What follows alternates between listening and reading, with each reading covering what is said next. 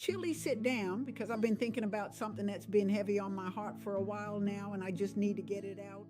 You know what I did last week? I rode past the house I grew up in, over on Delmar Street, and I just sat there in my car for a minute looking at it. Same porch, same steps, different everything else. Because when I was coming up on that street, everybody knew everybody.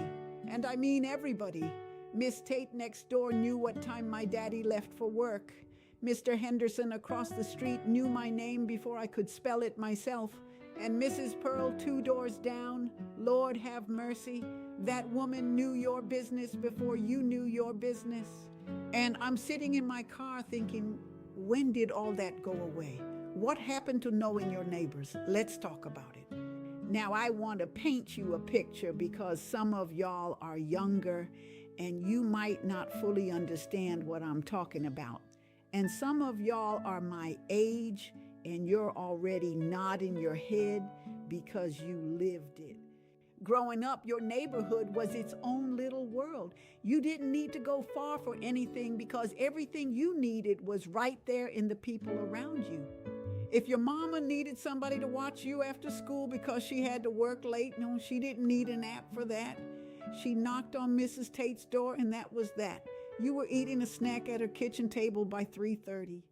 If something broke in your house and your daddy wasn't handy, which mine was not, God rest his soul, that man could not fix a thing, Mr. Henderson was over there with his toolbox before you even finished explaining the problem.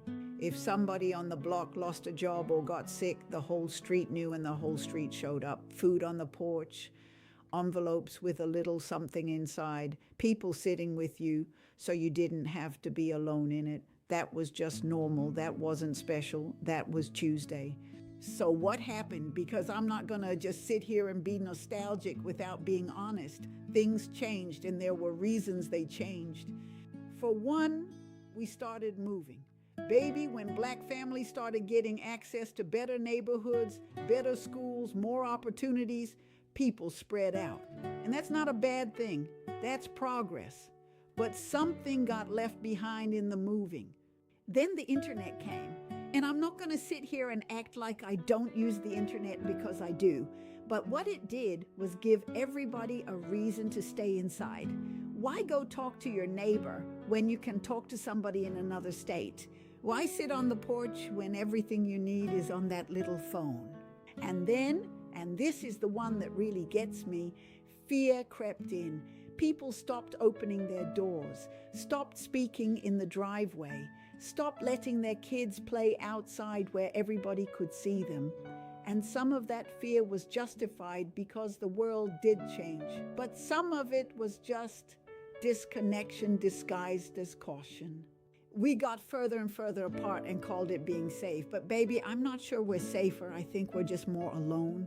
Here's what bothers me most about it, and I want you to really hear this part. When we lost our neighbors, we lost our early warning system.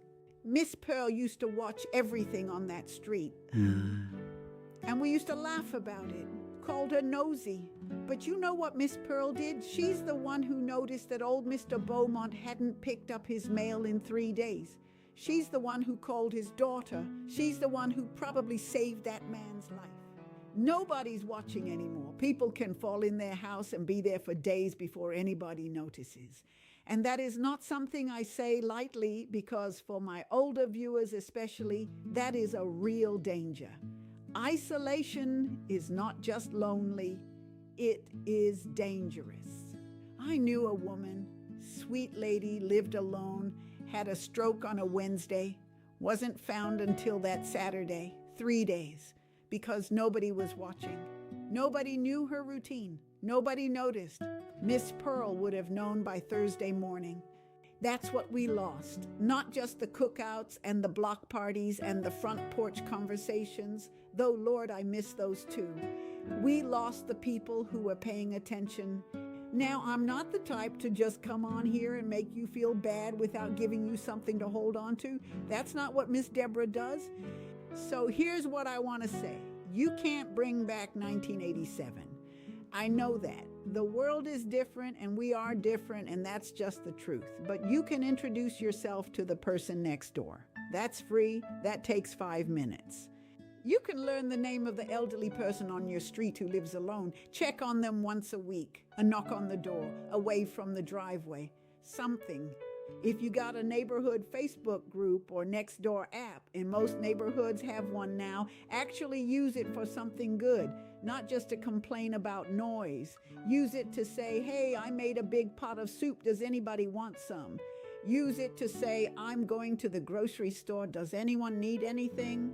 Start small, because here's what I know about community. It doesn't take a whole village to start. It just takes one person willing to go first. Be that person. Whatever happened to knowing your neighbors? Honestly, life happened. Time happened. The world got bigger and our circles got smaller. But it doesn't have to stay that way. We still have a choice in how we show up for the people around us. My mama used to say, a closed fist can't give and can't receive. You have to open your hand first. Open yours this week. Say hello to somebody, learn a name, check on somebody you haven't checked on, and then come back and tell Miss Deborah about it in the comments, because I want to hear it. I really do. Share this with somebody who needs to hear it today, and I'll see you next time. Take care of yourself. Take care of each other. Bye-bye now.